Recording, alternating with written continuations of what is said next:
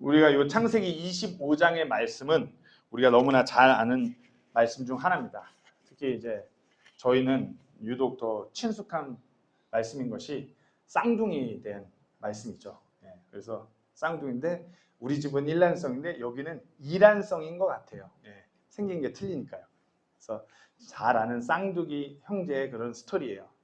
태어날 때부터 어찌 보면 형의 발목을 잡고 태어난 야곱. 그리고 어찌 보면 이스라엘의 백성, 하나님의 선민이 정말 야곱에서부터 그렇게 세워지는 스토리이기도 하고요. 아기가 들어서지 않는 리브가에게 하나님께서 주신 쌍둥이 형제가 바로 에서와 야곱이에요. 그리고 하나님께서 아브라함에게 약속한 그 언약이 지켜 이어져 가는 것도 이 쌍둥이에서 야곱을 통해서 그리 되는 것이에요. 그래서 제가 본문에 다 넣지 않았는데 좀 앞 구절부터 이렇게 한 구절씩 조금씩 한 구절씩 읽어보면서 나누면서 말씀을 한번 보려고 합니다. 24절 말씀에 보시면 그녀가 해산할 날들이 찼는데 보라 그녀의 태에 쌍둥이가 있더라. 이제 해산할 날들이 찼는데 이제 임신을 해갖고 이제 그 출산의 날이 다가오는데 배가 더 큰 거죠. 저는 이 그 배 큰 거 익숙합니다. 우리 은유지우 아내가 뱃속에 있을 때 진짜로 정호 때는 이렇게 하고 다녔거든요. 근데 은유지우 때는 이렇게 하고 다녔었거든요. 이렇게 하거든요. 진짜 이렇게 하고 다녔어요. 그리고 마지막 때는 거의 그냥 누워만 있을 정도로 리브가가 지금 그런 거예요. 쌍둥이가 배에 그렇게 있는 것이죠. 하나님께서 리브가에게 약속을 하신 거죠. 처음에 나온 자는 붉고 온몸에 털옷 같아서 그들이 그의 이름을 에서라 하였고, 에서, 에돔, 붉은 자란 뜻이에요. 에서. 처음에 나오는 몸이 털이 많은데 좀 붉으스름한 첫째가 나온 거예요. 그리고 그 뒤에 나온 그의 동생은 자기 손으로 에서의 발꿈치를 잡았으므로 그들이 그의 이름을 야곱이라 하였는데 그녀가 그들을 낳을 때 이삭은 60세더라. 약간 우리가 이게 아기가 태어났을 때 이 이미지를 생각해 보시면은 우리가 이렇게 좀 남성미가 넘치는 사람은 눈썹도 막 진하고 구렛나루도 이렇게 진하게 내려오고 뭐 한국 연예인으로 따지면 막 김보성 같은 연예인이 뭔가 남성미가 넘치잖아요. 으리 막 이러면서 약간 에서가 그런 캐릭터로 태어난 것 같아요. 불굴불한데 몸에 털도 많고 이따가 읽어보겠지만 뭐 사냥을 좋아하고 들에서 야곱은 그렇지는 않았던 것 같아요. 이란선 쌍둥이인데 형이 그렇게 좀 더 강인한 이미지로 태어났어요. 그래서 이제 27절부터 보시면 소년들이 자라서 에서는 능숙한 사냥꾼으로 들판의 사람이 되었고 야곱은 평지의 사람이 되어 장막에 거하였는데, 보시면은 소년들이 자라서 에서는 능숙한 사냥꾼. 이때 근동시대에서 능숙한 사냥꾼은 세상 말로 소위 잘 나가는 사람, 능력 있는 사람이에요. 세상으로부터 인정받는 사람, 그런 게 에서. 이제 그에 비해 야곱은 그냥 평지의 사람이 되어서, 평범한 사람이 되어서 집에 거하면서 그냥 집안일 거들면서 그렇게 그냥 좀 의기소침하고 적극적이지 않은 그런 모습의 캐릭터의 사람이에요. 28절에 이삭은 에서가 사냥한 고기를 먹었으므로 그를 사랑하였으나 리브가는 야곱을 사랑하였다. 이삭이 에서를 사랑했는데 그 이유는 에서가 사냥을 잘하니까 사냥을 딱 해갖고 싱싱한 고기를 기가 막히게 갖고 오는 거예요. 그걸 먹을 때마다 역시 우리 아들. 한번 생각해보세요. 육식을 좋아하는데 아주 싱싱한 고기를 사냥해갖고 와서 그걸 바로 이렇게 요리해서 먹을 수 있게 해주니 배가 얼마나 즐거워요. 이삭이 에서를 사랑한 이유는 그거예요. 하지만 리브가는 야곱을 사랑했어요. 우리는 뭐 이거를 우리가 안 읽고 넘어갔지만 23절을 보시면 하나님께서 리브가에게 말씀하셨거든요. 형이 동생을 섬길 것이라고. 그러니까 야곱을 세우시겠다고 하나님께서 말씀하신 그 약속의 말씀을 기억하면서 야곱을 더 사랑한 것이에요. 보면은 뭔가 리브가는 되게 영적으로 성숙한 어머니인 것 같고 이삭은 그냥 육신적인 아버지인 것 같아요. 맞아요. 육신적인 아버지 맞아요. 이삭은 그야말로 육신적인 아버지. 근데 리브가 또한 정말 하나님의 말씀 안에서 성숙한 어머니의 모습은 아니었어요. 나중에 나눌 거지만 정말 하나님 말씀 안에서 하나님의 말씀을 늘 묵상하면서 그렇게 자기가 낳은 아이들을 사랑했더라면 그렇게 편애하진 않았겠죠. 형이 동생을 섬긴 건 하나님께서 말씀하시기 때문에 기정사실이고, 형이 정말 동생과 우애가 있고 동생도 형을 정말 이렇게 아끼고 귀하게 서로 사랑하면서 서로 그렇게 형제로서 자라날 수 있도록 사랑해야 되는데, 아빠는 형 사랑하고 엄마는 하나님 말씀하시니까 동생만 사랑하고, 그렇게 지금 흘러가고 있는 거예요. 29절에 야곱이 죽을 쏘았는데 에서가 들에서 돌아와 지쳐서. 야곱은 집에서 그러니까 장막에 집에서 가면서 똑같이 자기 집안일 거들면서 할 일을 신실한 하루를 보내는 것 같아요. 우리가 뭐 야곱 그러면 이 교활하고 꽤 많고 그래서 이거 되게 막 그 플랜을 짜갖고 미리 그 팥죽을 준비해갖고 형이 들어올 때 냄새를 풍겨갖고 배고, 이런 게 아니라 그냥 늘 하던 대로 죽을 쓰는 것이에요. 늘 하던 대로. 근데 에서가 들어와서 지쳐고 배고픈 채로 들어온 것이에요. 야곱에게 이르되 내가 지쳤으니 원하건대 바로 그 붉은 죽을 내가 먹게 하라 했으므로 사람들이 그의 이름을 에돔이라 하였더라. 죽을 달라고 한 건 에서예요. 육신적인 자기의 배고픔을 못 이겨서 야 빨리 그것 좀 줘. 내가 지쳐서 나 배고파 죽을 지경, 빨리 그것 좀 줘. 그 육신적인 배고픔에 의해서 정말 어떤 보이지 않는 그 어떤 영적인 상속을 말하는 장자권을 에서가 판 것이에요. 지극히 그 이삭의 그런 육신적인 모습을 닮은 육신적인 모습의 아들 에서예요. 그래서 31절에 야곱이 이르되 이날 형의 장자권을 내게 팔라. 장자권은 야곱이 형을 속여서 취한 게 아니에요. 정확하게 그냥 자기는 죽 쓰고 있는데 형이 와서 야 나 배고프니까 그 죽 좀 줘. 그러니까 그래? 그럼 형 나 장자권 줘. 이 상황인 것이에요. 뭘 여기서 지금 야곱의 에서를 어떻게 교활하게 속인 그건 아니에요. 그냥 우리가 봤을 때는 이 장자권이 어떤 장자권인지 아니까 터무니없는 걸 요구하는 것처럼 보이지만 야곱은 이때까지 형을 속이거나 거짓말한 것이 아니에요. 나중에 27장에서 그 어떤 이삭으로부터 내려오는 그 복을 가로채기 위해서 아버지를 속이면서 그렇게 트릭을 썼던 거지, 여기까지는 야곱은 지금 교활한 그런 어떤 속임수를 쓴 건 아니에요. 형이 지금 배고픔에 못 이겨서 그런 거죠. 에서가 이르되 보라 내가 죽을 지경인데 이 장자권이 내게 무슨 유익을 주겠느냐 하므로. 이제 에서는 어찌 보면은 너무나 배고프니까 장자권이라는 당장 눈앞에 보이지 않는 그것을 그냥 가당찮게 여긴 것이에요.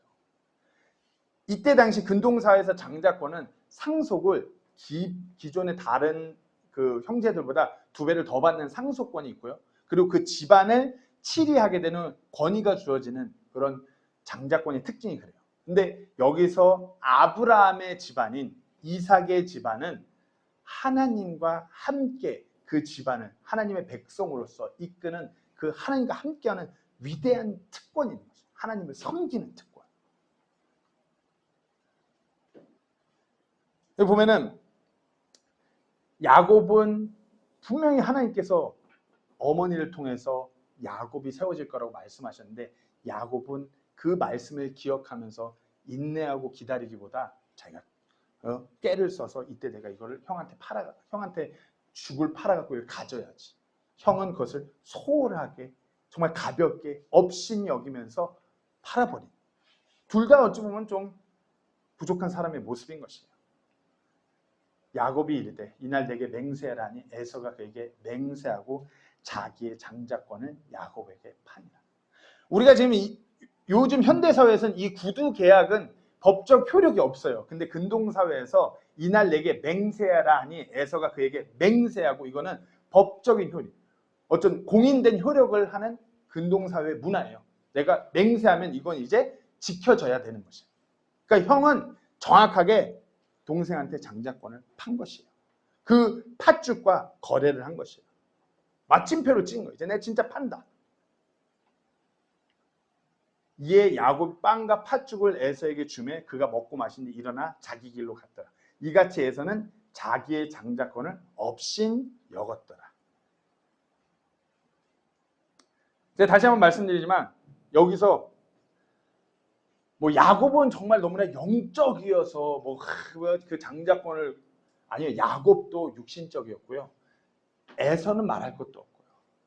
에서는 정말 그 하나님과 함께하는 그 섬김의 특권이고 집에서 가장으로 세워지는 그 특권을 없이 여기서 그냥 팔아제낀 거고. 뭐 여러 가지 이유를 추론해 볼 수 있어요. 뭐 하나님께서 이미 어머니에게 말씀하셨기 때문에 동생이 세워질 거기 때문에 형은 동생을 섬겨야 될 거기 때문에 그냥 자포자기한 마음으로 팔았다라고 그렇게 해석하는 분들도 있고 그냥 말 그대로 육신적으로 없이 여기서 팔았을 수도 있고 야곱도 마찬가지로 그렇게 영적으로 훌륭한 모습이 아니라 하나님께서 분명히 이미 야곱을 세우기로 말씀하셨음에도 불구하고 그 말씀을 신실하게 가슴 속에 담고 그 말씀이 성취되는 것을 기다리지 않은 것이에요. 자기 힘으로, 자기 때, 자기의 지식으로, 자기 꾀로 그것을 가져가려고 했던 것이에요. 에서의 행동도 분명히 육신적이었고 야곱도 마찬가지로 어찌 보면 교만하고 육신적인 모습이에요. 너무나 많은 교회들이 물론 야곱이 정말 그래도 중요한 것을 취하고자 하는 그런 중요한 것을 볼 줄 아는 눈은 우리가 본받아야 되는 마땅하지만 그 방법에서 틀린 것이에요. 너무나 많은 교회들이 여기서 야곱은 정말 잘했고 에서는 잘못했다라고 보는 시각들이 많은데 저는 에서도 그렇고 야곱도 그렇고 하나님 눈앞에 어찌 보면 우리에게 이 땅을 살아가는 죄인들의 모습을 보여주고 있는 것이에요. 육신적으로 당장 눈앞의 것만을 바라보는 안타까운 우리들의 모습과 하나님께서 분명히 말씀하셨고 하나님께서 분명히 이뤄가실 것임에도 불구하고 내가 그것을 인내하고 기다리지 못해서 조급한 마음으로 교만하게 행동하는 것 같은 모습들이 어찌 보면 에서와 야곱의 모습인 것이에요. 우리가 여기서 봐야 되는 것은 장자권이라는 것 자체, 장자권의 이 거래 자체가 부당한 것이에요. 그렇기 때문에 오늘 우리가 이 말씀을 더 살펴볼 때 이 장자권이라는 이 부당한 거래, 왜 이런 거래가 됐느냐? 장자권 자체는 사고 팔고 할 수 있는 것이 아니에요. 이미 하나님께서 동생을 통해서 이어가겠다고 말씀하신 부분이 있어요. 오늘 그래서 왜 이런 거래가 이렇게 일어나게 됐나 그 부분을 한번 살펴보려고 합니다. 자, 그러면 왜 에서와 야곱이 정말 이런 장자권을 이렇게 그냥 소홀히 업신이 여기며 아니면 하나님을 그때를 기다리지 못하며 이것을 거래하게 됐냐? 첫 번째는 부모로 인한 거래예요. 부모로. 28절 말씀 보면 이삭은 에서가 사냥한 고기를 먹었으므로 그를 사랑하였으나 리브가는 야곱을 사랑하였더라. 여기서 한번 요 아버지와 어머니의 모습만 보세요. 아버지는 형을 사랑해요. 어머니는 동생을 사랑해요. 둘 다 어찌 보면 본인들이 임신이 되지 않아서 하나님 앞에 간절히 했던 60세가 되어서 얻은 아들들이에요. 그런데 너무나 육신적인 거예요. 사냥한 고기를 먹었으므로 에서를 사랑하고 리브가는 하나님 말씀에 동생이 세워진다고 그랬으니까 야곱만 더 사랑하고 자기 배에서 나온 두 아들인데 요것만 보면은 이 둘 아버지와 어머니가 어떤 믿음의 유산을 내려주고 있는지 우리가 충분히 생각해 볼 수 있는 부분이에요. 이삭이 아브라함과 이렇게 깨어서 아브라함으로부터 그 믿음의 본을 받고 또 이제 그 자녀들에게 이렇게 전해줬어야 되는데 이삭은 그렇지 못한 육신적인 모습으로 매일같이 싱싱한 고기 먹으면서 즐거워하면서 우리 아들 잘했다 하면서 에서만 사랑하는 모습인 것이에요. 리브가도 마찬가지로 하나님께서는 야곱을 세운다고 하셨으니까 나는 야곱만 사랑해야지. 부모로서 온전히 하나님의 말씀을 기억하면서 분명히 형이 동생을 섬긴다라고 하나님께서 미리 말씀하셨다라면 정말 형이 동생을 잘 섬겨서 이 믿음의 집안이 세워져 나갈 수 있도록 부모로서 그 말씀을 기억하면서 그렇게 잘 가르치고 본을 보였어야 되는데 그렇지 못한 것이에요. 이 부모가 하나님과의 관계가 어떠했는가까지 우리가 생각해 볼 수 있는 부분이에요. 때문에 자녀들이 올바른 결정을 할 수 있도록 부모들이 잘 가르치지 못한 것이에요. 부모 탓이에요.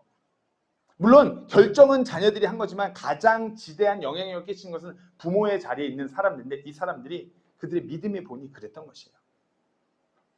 우리가 그리스도인으로서 부모의 자리에 있다라면 우리는 믿음의 본, 그리고 믿음에 대해서 하나님을 어떻게 섬기고 하나님과 어떻게 우리가 나아가는지 온전히 가르쳐야 되는 것이에요. 그것이 온전히 가르쳐지지 않고 그 본이 보여지지 않았기 때문에 이 형제가 그 장자권을 두고 서로 그런 거래를 한 것이에요. 아이들이 세상적으로 좀 뛰어나지 못해도 상관없어요. 세상에서 인정받지 못해도 상관없어요. 뭐 인물이 사람들이 인정할 만큼 인물이 뛰어나지 못해도 괜찮아요. 아이들이 부모로부터 믿음의 본을 보고 그 본 안에서 자라난다면 그보다 더 하나님께서 허락하신 복을 누리는 것이 없는 것이에요. 하나님, 부모님이, 아빠, 엄마가 따르고 함께하는 그 하나님을 자녀들도 함께 섬길 수 있어야 되는 것이에요. 그것이 가장 큰 집안의 축복인 것이에요. 제가 저희 애들 디스를 조금 하자면 저희 애들이 누구 닮았는지 승질이 다 세요. 고집이 아주 고약해요. 뭐 제가 그러니까 저희 애들도 그렇겠죠. 근데 그래도 제가 그 하나님께 늘 감사한 것은 애들이 잠잘 때 꼭 아빠한테 이렇게 기도해 달라고 꼭 그래요. 그리고 같이 기도하고 이렇게 그렇게 늘 잠이 들어요, 매일. 제가 목회자라서 때로는 아이들이 보기에도 부끄러워요. 뭐 이렇게 뭐 하나 잘 이렇게 눈에 보이게 뭐 사역이 잘 되는 것 같지도 않고. 근데 그럼에도 불구하고 하나님께 감사한 것은 우리 아이들이 아빠가 기도하는 하나님께 함께 기도하는 것이, 그것이 참 감사한 것이에요. 아주 미약하나마 우리 아이들도 내가 믿고 내가 관계하는 그 하나님을 믿고 그 하나님을 신뢰하면서 자라나고 있는구나, 그걸 보는 것이 가장 관계한 것이에요. 제가 가장 어찌 보면 저희 집안에서 가장 큰 기도 제목은 물론 제 스스로가 하나님과의 관계가 더 친밀해지고 말씀에서 뿌리 내리고 그렇게 하나님과 관계를 소망해요. 그리고 그 다음에 우리 아이들도 그와 동일하게, 정말 그건 단순히 저의 기분 좋은 바람이 아니라 우리 아이들도 그렇게 하나님과 관계하고 하나님의 말씀 안에서 뿌리 내리고 그렇게 자라나가는 것이 저의 가장 큰 소망이기도 한 것이에요.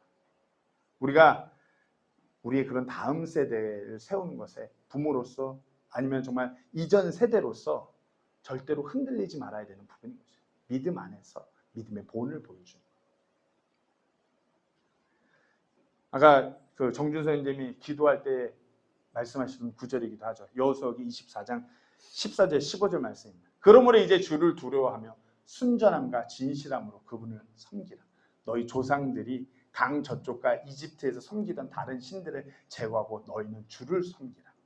만일 주를 섬기는 것이 너에게 나쁘게 보이거든 너희 조상들이 강 저쪽에서 섬기던 신들이든지 혹은 너희가 거하고 있는 땅을 소유했던 아모리 족속들의 신들이든지 너희가 섬길 자를 너희를 위해 이날 택하라. 그러나 나와 내 집에 관한 한 우리는 주를 섬기겠노라 하네. 얼마나 멋있는 말씀입니다. 우리가 장자권 그러면은 소위 세상적으로는 장자권이 첫째에게 주어지는 거라고 다들 생각하시잖아요. 근데 우리가 성경 말씀 읽으면 장자권은 하나님의 장자권은 어떤 육신적인 혈통의 첫째에게 그렇게 가지 않아요. 하나님과 함께하고 하나님의 일을 이뤄가는 것에는 그 첫째 둘째가 없어요. 근데 가만 보면 하나님께서는 요거 사람들 한번 더 지켜봐라 하는 마음으로 더 첫째한테 안 주신 것 같아요. 여호수아도 둘째, 모세도 위에 있고 다윗도 마찬가지로 위에 형들이 많고 요셉도 마찬가지고. 그러니까 야곱이 인간적으로 장자권 그게 그런 게 아니에요. 하나님의 장자권은 그런 거하고 상관없는 것이에요. 그 장자권을 그렇게 거래하는, 하나님께 그런 특권을 거래하는 것 자체가 부당한 거래인 것이에요. 부모의 어찌 보면 그런 믿음의 본을 주지 못한 것이 첫 번째 원인일 수 있고요. 그리고 두 번째로는 불신앙으로 인한 거래였던 것이에요. 불신앙. 에서와 야곱이 하나님을 온전히 믿지 못한 것이에요. 요거 뭐 구절 보시면 아까 다 읽었으니까 야곱이 이르되 이날 형의 장자권을 팔라 그래서 에서가 그것을 팥주에 파는 것입니다. 그러니까 분명히 기억해야 되는 것이 그 23절에 리브가에게 말씀하셨어요. 두 민족이 내게 있다. 두 민족. 그러니까 지금 그 이삭과 리브가를 통해서 이미 뱃속에 이제 곧 태어날 그 쌍둥이를 통해서 하나님께서 엄청난 복을 허락하신다고 약속하신 거예요. 두 민족이 내 태에 있다. 두 민족이. 그러나 한쪽이 강하겠고 형이 동생을 섬긴다. 엄청난 말씀인 것이에요. 그리고 이 말씀을 이렇게 할 당시에 이거 보시면은 이 말씀을 할 당시에 아브람도 살아 있었어요. 아브람이 175세를 살고 이삭을 100세에 낳죠. 그리고 이삭이 60세에 쌍둥이가 태어났잖아요. 그러면 15년 동안 아브람과 이삭과 에서 야곱과 같이 산 것이에요.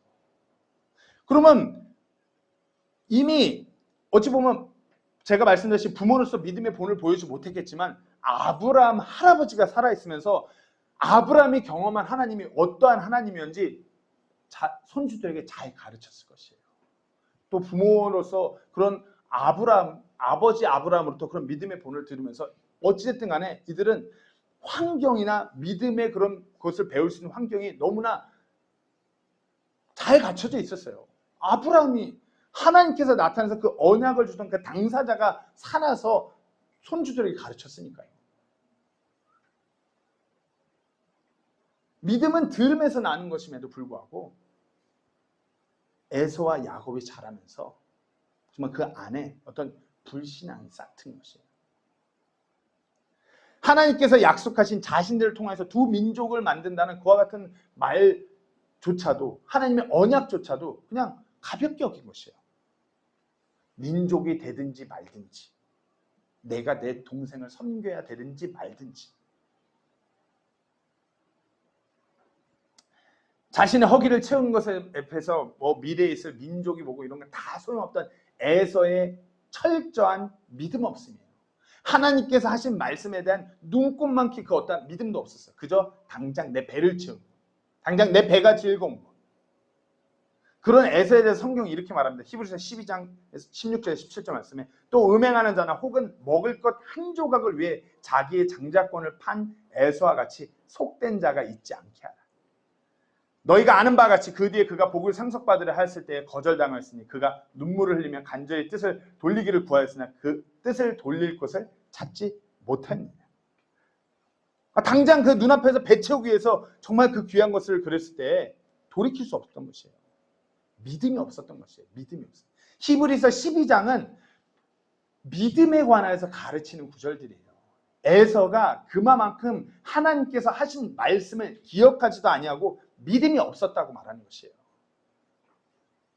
한 번만 더 기회를. 그러나 이미 때가 늦은 것이에요. 우리가 여기서 두 형제를 볼 때 거래한 에서는 분명히 믿음이 없었어요. 그러면 야곱은요? 야곱은 에서와 틀려서 믿음은 있었어요. 하나님께서 어머니를 통해서 하신 말씀, 두 민족이 되는데 형이 동생을 섬긴다라는 그 말에 대한, 그 말씀에 대한, 그 약속에 대한 믿음이 있었어요. 그러나 문제는 그 믿음 안에서 하나님의 말씀이 성취되는 것을 신실하게 기다리지 못하고 자신이 이것을 소유하고자 자신의 능력으로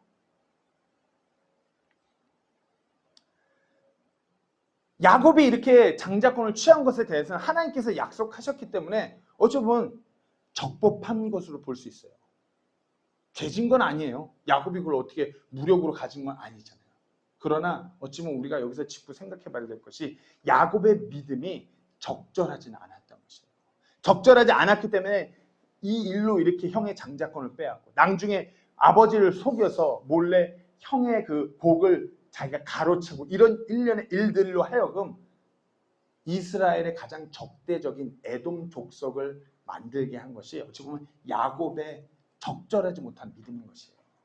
우리가 여기서 한번 생각해 봐야 되는 것이 불신앙은 그냥 믿음 없음만 불신앙이 아니에요. 우리 그리스도인들은 믿음이 있어요. 근데 매 순간 우리가 살아갈 때 정말 적절한 믿음으로 살아가지 못한다는 것이에요. 누군가에게 복음을 전하고 정말 하나님을 잘 하나님의 말씀과 예수 그리스도를 증거해야 된다고 할 때 우리가 적절하게 살아가야 되는데 그냥 죄만 안 지으면 되지. 내가 저 사람 때리거나 저 사람 거 뺏지 않았는데 뭐 문제되는 게 있어. 적법은 하나 적절하지 못하는 것이죠. 고린도서 10장에 사도 바울이 이렇게 증거했습니다.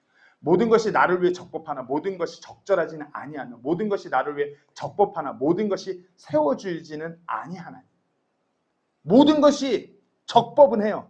근데 적절하지는 아니에요. 모든 것이 적법하나 모든 것이 세워주지는 아니에요. 아무도 자기 것을 구하지 말고 각각 다른 사람의 유익을 구하라. 그리스도인이라면 믿음이 있는 믿음 안에서 걸어가는 그리스도인은 단순히 적법하게만 살아가면 돼. 이거 아니에요. 적절할 수 있어야 돼요. 그래야지만 내 주변 다른 사람들을 얻을 수 있는 것이에요. 야곱은 에서와 비교했을 때 분명히 믿음은 있었어요. 그러나 야곱의 이 장자권을 놓고 형과 거래한 이 행위는 적절하지 못한 그의 그런 부적절한 어찌 보면 믿음이 결여된 행위였음이 분명한 것이에요. 우리가 적절하게 다른 사람의 유익을 생각하면서 적절하게 행할 때 뭐라고요? 33절에 다른 사람을 정말 구원을 받게 하는 그 일을 이룰 수 있는 것이에요. 자, 다시 한번 읽겠습니다. 내가 나 자신의 유익을 구하지 아니하고 많은 사람의 유익을 구하면서 모든 일에 모든 사람을 기쁘게 하여 그들이 구원을 받게 하는 것 같이 바로 그렇게 하라. 이것이 적절한 것이에요. 내 유익. 내가 누리고 내가 원하는 걸 취하고 내가 약속된 것을 갖는 것은 당연한 거예요. 적법해요. 그러나 때로는 그것이 적절하지 않을 수 있다는 것이에요. 여기 필리핀 사람들이 필리핀 침례교회들이 선교를 정말 열심히 해요.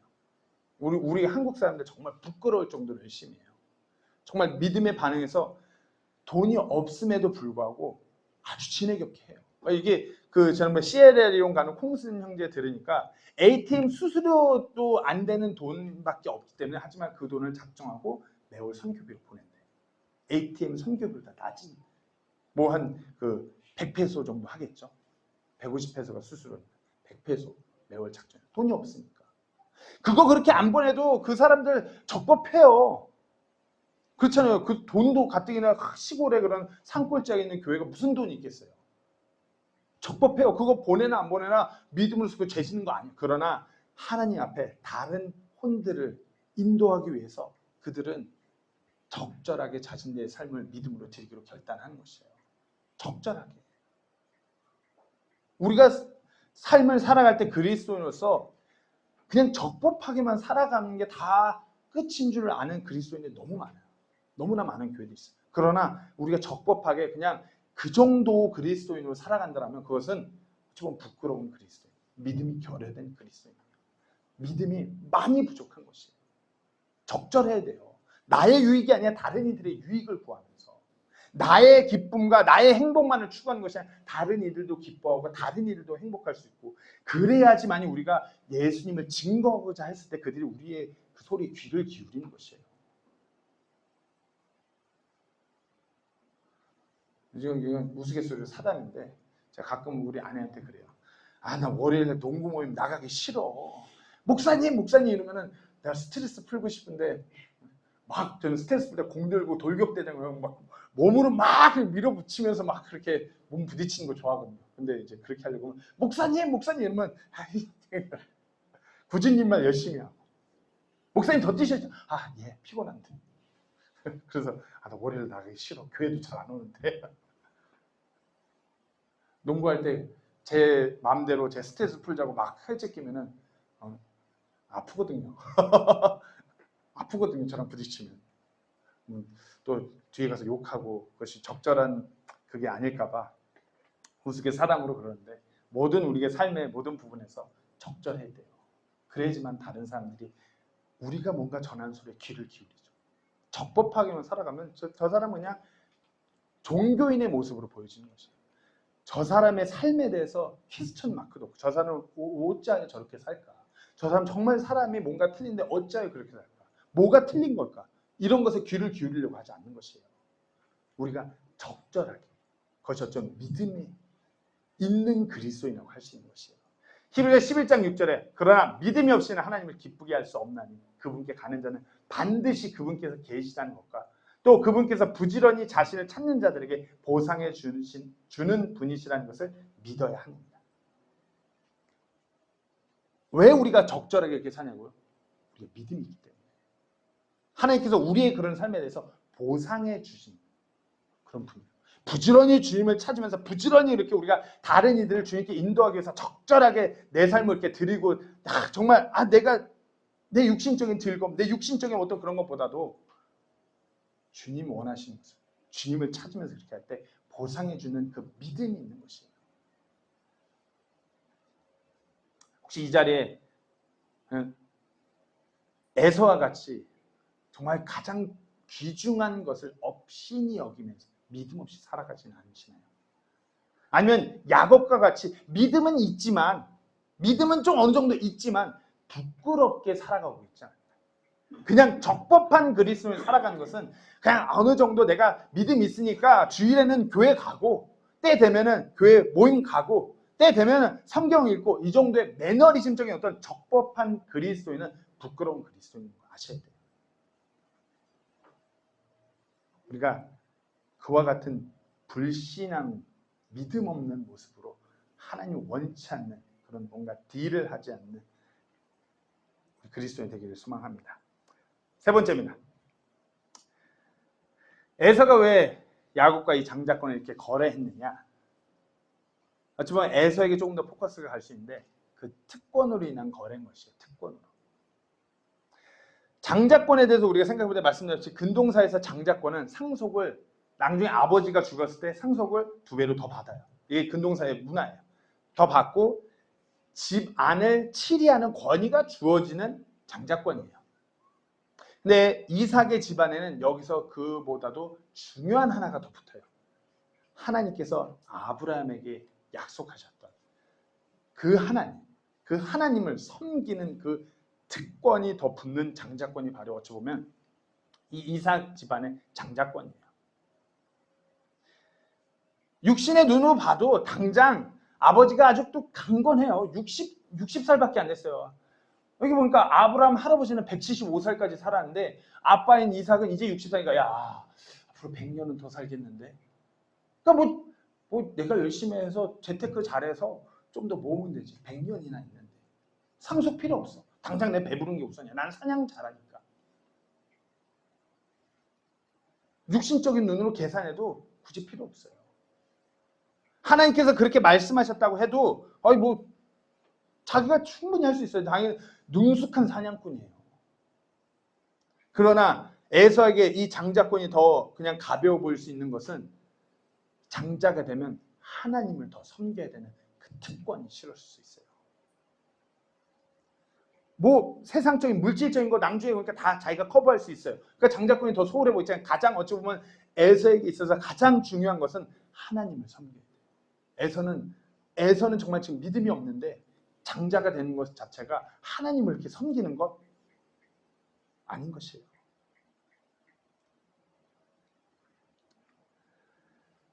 야곱도 어찌 보면 세상적으로 장자는 첫째 아들을 의미하기 때문에 하나님의 말씀을 의지하면서 하나님에 대해 하나님이 일하시는 걸 기다리기보다는 야곱도 그것을 자기 힘으로 자기 어좀 꾀로 자기가 어떻게 이렇게 해서 교만하게 부른 것이에요. 말씀드렸듯이 하나님의 장자권은 사람의 장자권과 틀려요. 하나님의 장자권은 사람의 장자권은 첫째로 태어나서 누리는 혜택이라면 하나님의 장자권은 하나님의 장자이기 때문에 하나님께서 그 특권과 하나님의 복을 주시는 것이에요. 하나님의 장자는 육신적으로 혈통적으로 첫째로 태어나야 받는 것이 아닌 것이에요. 하나님께서 선택한 사람, 하나님께 쓰임받는 사람, 하나님께 헌신하는 사람.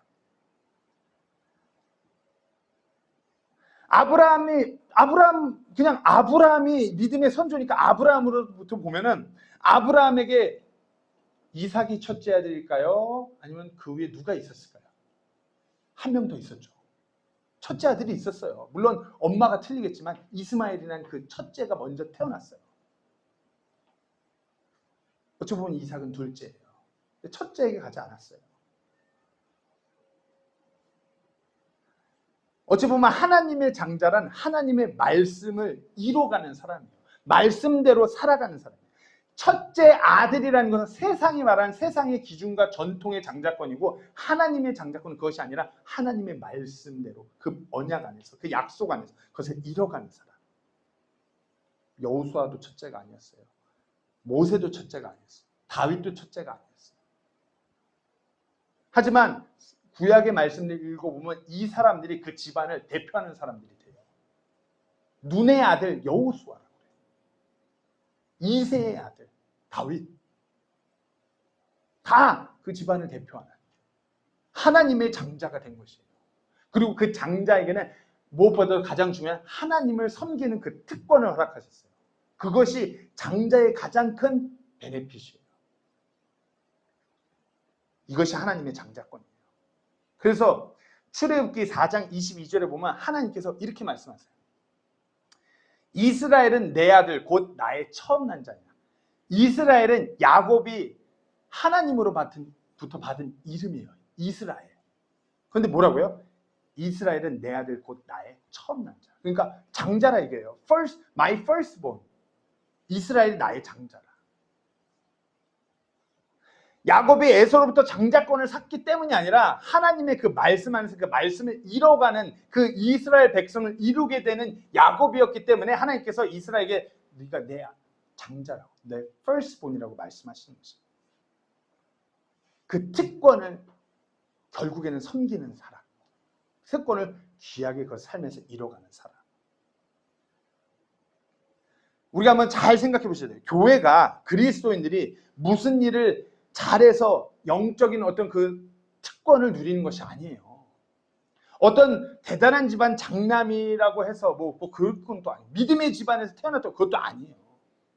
어떤 특정한 집안, 특정한 교회, 특정한 그리스도인들을 하나님께서 사용하시다 그것도 아니에요. 그냥 교회를, 구원받은 그리스도인들을 영적인 상속, 그 특권을 예수님과 함께 공동 상속자로 하나님께서 그렇게 예정하신 것이에요. 그것이 교회에게 주어진 특권이에요. 그것을 움켜쥐는 그 사람들이 하나님께서 말하는 하나님의 첫 열매들, 하나님의 상속자인 것이에요. 로마서 8장 17절 말씀에 자녀이면 또한 상속자고 하나님의 상속자요 그리스도와 함께 공동 상속자인데 우리가 그분과 함께 영광을 받기 위해 고난도 함께 당하면 그러하니라. 이 특권인 것이에요. 공동 상속자인데 어떤 세상 쪽에 보이는 부를 상속한다고 말씀하지 않아요. 그분과 함께 영광을 받기 위해 고난도 함께 당하면 그러하니라. 로마서 8장 29절에 하나님께서 자신이 미리 아신 자들 또한 예정하사 자신의 아들의 형상과 같은 모습이 되게 하셨나니 이것은 그분이 많은 형제들 가운데 처음 난 자가 되게 하려 하십니다. 이게 하나님의 장자, 그 특권인 것이에요. 그러니까 이걸로 예정론들을 많이 말씀하시는데 미리 아신 자들 예정하사 자신의 아들의 형상과 같은 모습이 되게 이렇게 되도록 예정하셨다는 거예요. 교회가 예수님과 같은 모습이 구원받고 예수님을 닮아가도록 하나님께서 그 사람들을 예정하셨다는 것이에요. 이 사람은 그렇게 되고 이 사람은 그렇게 안 돼. 이걸 예정하셨다는 것이 아니라 우리가 구원받은 그리스도인이 예수님을 닮아가도록 예정하셨다는 것이에요. 예수님을 닮아가고 예수님께 하신 그 일들을 함께 삶에서 섬기는 그 특권을 가지고 살아가도록 예정하셨다는 것이에요. 그게 하나님의 처음 난 자, 장자라는 것이에요. 하나님의 장자권은 거래될 수 있는 것이 아니에요. 장자이기 때문에 누리는 특권인 것이에요. 에서와 야곱은 인간적인 장자권을 사고 팔고 인간적인 어떤 그런 상속권 이건 사고 팔고 하지만 하나님의 장자권은 그 특권을 누린 사람인 것이에요. 이것을 귀하게 생각해야 됩니다. 어찌 보면 지금 이 시점에서 우리가 보면은 하나님을 섬기는 그 특권, 하나님의 말씀을 전하는 그 특권이 바닥에 떨어졌어요.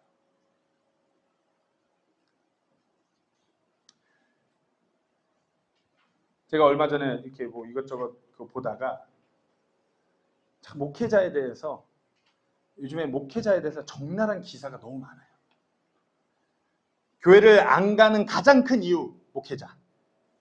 교회 안에서 가장 불신하고 가장 이슈가 되는 그런 범죄 일에 가담하는 사람이 목회자. 때로는 교회 안에서 정말 예수님을 가장 열심히 증거해야 되는 사람이 목회자인데 목회자가 제일 안 한대요. 그리고 그런 앙케이트 조사도 있더라고요. 그 대한민국 목회자들한테 직접적인 그 복음을 전하는 구령하는 그거를 1년에 몇 번 해봤냐 그러니까 1년에 한 번도 구령하지 않았다는 목회자들도 많더라고요. 목회자로서 하나님을 섬기는 것이 특권이에요. 목회자로서 그리스도를 전하는 것이 하나님의 특권이에요.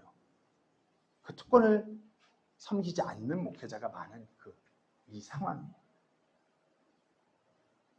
아니면은 너무나 많은 교회, 많은 그리스도인 뭐 그 특권을 누리면은 하나님으로부터 뭐가 오는 줄 그 조건인 줄 착각해요. 우리가 좀 이렇게 예수님 증거하면 더 하나님께 헌금을 하면 우리 애가 좋은 대학 가든지 내 사업이 성공하든지 내가 이만큼 하는데 하나님 왜 이거 안 해줘요? 부당한 거래인 것이에요. 그와 또 그냥 특권으로 여기고 우리가 섬기는 것이 마땅한데 하나님 왜 이거 안 돼? 아니면 이거 이렇게 잘하면은 우리가 하나님으로부터 복을 받을 수 있어요. 하나님의 장자권은 그런 어째 눈에 보이는 부에 가당키도 하는 것이 아니에요. 에서와 같이 장자권 파는 경우가 그렇게 되는 것이에요. 다시 한번 볼까요? 히브리서 12장 16절 17절 말씀에 히브리서 11장은 우리가 소위 잘 아는 믿음의 장이에요. 그리고 12장은 믿음의 삶을 살아가는 사람들을 향한 권면의 말씀이에요. 어찌 보면은 이 에서의 이와 같은 모습이 우리 믿음이 있는 사람들에게 찌임을 위해서 에설 장자권을 판 것을 그렇게 예화로 쓰는 것이에요. 또 음행하는 자나 혹은 먹을 걸 한 조각 위해 자기의 장자권을 판 에서와 같이 속된 자가 있지 않게 하라. 우리가 믿음이 있고 믿음의 경주를 달리는 그리스도인들이 에서와 같이 속된 자가 되지 말아요. 하나님을 섬기는 것을 정말 그것을 영광스러운 그 일로 여기고 하나님을 위해 내 삶을 헌신해야 되는데 에서와 같이 속된 자로서 당장 이거 하면 내 배에 배부를 수 있나요? 우리 애가 어떻게 좀 잘 될 수 있나요? 내 사업이 잘 될 수 있나요? 너희가 아는 바와 같이 그 뒤에 그가 복을 상속받으려 하였을 때 거절당하였으니 그가 눈물을 흘리며 간절히 뜻을 돌리기를 구하였으나 뜻을 돌릴 것을 찾지 못하였다. 장자, 하나님의 장자권은 하나님께 헌신한 특권을 소유한 자예요. 그래서 소홀히 여긴다면 에서같이 속된 자가 되는 것이에요. 하나님을 섬기는 그 특권, 고난에 동참하는 것은 그리스도인으로서 거래할 수 없는 가장 귀한 하나님으로부터 정말 내려받은 가장 그 유산을 상속받는 공동 상속자가 되는 것이에요. 그러나 그것을 거부하고 소홀히 여기는 자는 속된 에서와 같이 되는 것이에요. 하나님의 그 특권에 동참하는 것이 하나님의 진정한 자녀요, 예수님과 함께 그분 앞에 공동 상속자로 드려지는 것이에요. 다시 한번 읽겠습니다. 로마서 8장 10절 말씀에 자녀이면 또한 상속자 곧 하나님의 상속자. 하나님의 자녀 그리스도인이라면 하나님으로부터 영적인 상속을 받는 하나님의 상속자. 그리스도와 함께 하는 공동 상속자인데 우리가 그분과 함께 영광을 받기 위해 고난도 함께 당하면 그러하니라. 그리스도인은 하나님의 상속자예요. 그리스도의 삶에 정말 그리스도인에서 그 헌신하는 그 특권이 없고 배만 부르고 뭔가 육신적으로 내가 원하는 일만 잘 이루어져 가고 있다면 하나님 앞에 무릎 꿇으셔야 돼요. 특권을 감당하고 있지 않기 때문에. 신약교회 그리스도인, 그런 신약교회 성도들이 소유한 상속권은 하나님을 섬기는 그분의 그 고난도 함께하는 그 특권인 것이에요. 우리가 이 특권을 통해서 하나님께 영광을 돌리는 그리스도인이 되셔야 합니다. 마지막으로 한 구절만 더 보고 설교를 마치겠습니다. 베드로전서 2장 9절 말씀입니다. 우리가 소위 그 침례교회 그 장로교회와 구별된 교리라고 하면은 이 베드로전서 2장 9절 말씀을 볼 수 있어요. 제가 읽겠습니다. 그러나 너희는 선정된 세대요, 왕가의 제사장요, 거룩한 민족이요, 특별 소유 백성이니 이것은 너희를 어둠에서 불러내어 자신의 놀라운 빛으로 들어가게 하신 분에 대한 찬양을 너희가 전하게 하려 합니다. 우리가 그리스도인이라면 그 특권을 소유한 상속자들이에요. 근데 그 특권, 그 상속자들이 뭐냐면은 선정된 세대, chosen generation, 하나님으로부터 선정된 세대, 왕가의 제사장. 우리 모두가, 그리스도인 모두가 그 왕가의 제사장, 왕가의 그 으뚜머리, 하나님 앞에 쓰는 그 사람이라 이거예요. 특정한 누군가가 쓰는 것이 아니라 우리 모두가 하나님 앞에 쓰는 그 특권, 하나님의 장자권을 소유한 사람들이에요. 거룩한 민족. 제가 우리 성도들을 대신해서 앞장서 하나님 앞에 쓰는 거 아니에요. 저 스스로도 제가 하나님 앞에 쓰는 거고, 정호도 정호 스스로가 하나님 앞에 제사장으로 쓰는 것이고, 여기 계신 모든 성도님들이 하나님 앞에 제사장으로 쓰는 것이에요. 하나님께 그런 경배를 드리는 제사장. 영적인 하나님의 장자권은 이러한 것이에요. 선정된 세대, 왕가의 제사장, 거룩한 민족, 특별 소유 백성. 이게 하나님의 장자권인 것이에요.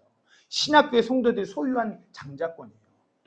우리가 그냥 뭐 이렇게 물질적으로 눈에 보이는 무언가를 물려받는 장자권의 개념이 아니라 정말 눈에 보이지 않는 하나님의 위대한 믿음의 유산을 상속받은 공동 상속자, 그리고 하나님 앞에 쓰는 왕가의 제사장이에요. 이 마지막 때를 살아가는 우리가 이것을 늘 염두에 됩니다.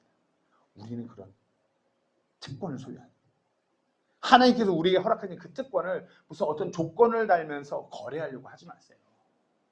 특권으로, 그것으로 너무나 감사하고, 내가 이런 선정된 세대, 내가 왕가의 제사장, 내가 거룩한 민족이고 특별 소유 백성이구나, 내가 그런 그리스도인이구나.